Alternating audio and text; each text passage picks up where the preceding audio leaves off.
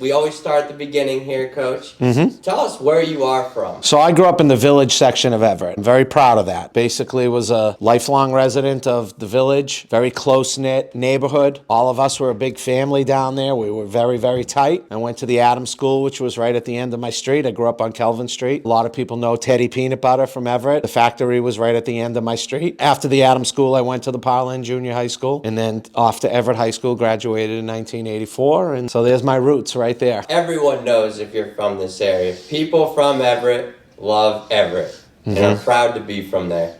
Why is that, Coach? What makes it special? It's just a close-knit, blue-collar city. The time that I grew up, which I was born in the late 60s, so I was a little kid in the 70s, and then, a teenager in high school and a young adult in the 80s, it was just a time in which Everett was everything to us. In my neighborhood, we had a lot of families, parents who worked at Teddy's or worked at Sexton Cans, and so they were right in that area, and so we did everything together. There wasn't a ton of travel. Being part of everything was everything that we knew. I know that I grew to just love the city. I still do. Part of that has to do with my parents and grandparents and community and family and friends and everybody's love for each other and my friends. And so I have nothing but positive memories of my childhood and adulthood in the city of Everett. And so that's embedded in my heart forever. Talk about how you started playing football. I started playing football in Pop Warner for the Everett Huskies. And back then there was two Pop Warners. There was the Huskies and the Eagles. And it's funny because where I grew up in the village, Sacramone Park is where the Eagles practiced. So I could have walked out of my house and been right at the park. But my older sister was a cheerleader for the Huskies. And so my parents put me in on the Huskies. Back then they were D team, C, B, A, and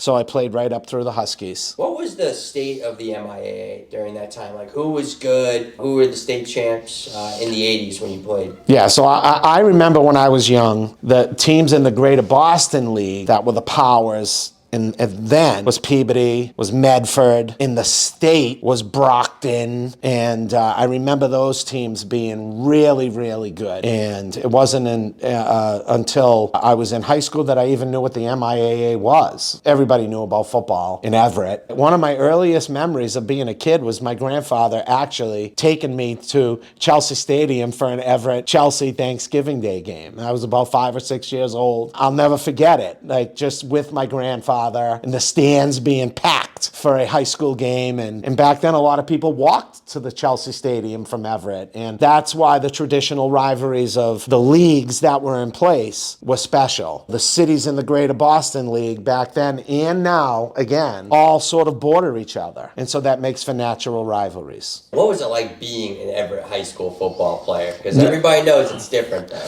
I only played 1 year, my senior year. And when I played football, the thing that I think is most special that separates Everett football from maybe some others is it all starts with the stadium building. So like that stadium building is almost like a monument, and it is special. It's Everett Memorial Stadium. When it's a memorial stadium, it pays tribute to many, many Everett residents who served and died for our country. And it's like sacred ground. And then that stadium building in the locker room is the same exact building that started Everett football. And there is so much tradition that you can feel just being around the stadium. I think when you walk through the door and cross that threshold, I know I do when as a coach now, it is special and it is sacred and I respect it immensely.